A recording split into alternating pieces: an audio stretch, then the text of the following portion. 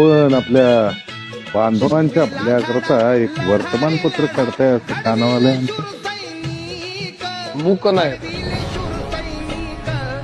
मूकनायक नाव असेल माझ्या वृत्तपत्राचं. आणि मी नुसता विचार नाही तर हालचाली देखील सुरू केल्या. माझ्या समाजाने आज खडबडून जागा होण्याची गरज तर आहेच, पण आम्हाला अस्पृश्य समजणाऱ्या माणसांच्या डोळ्यात मला झणझणीत अंजन घालायचे आहे. अस्पृश्य समाजाला संघर्षावाचून पर्याय नाही आणि त्यासाठी त्यांनी शिकून संघटित होण्याची गरज आहे. आणि मूकनायक हे काम करेल. पण भीमराव,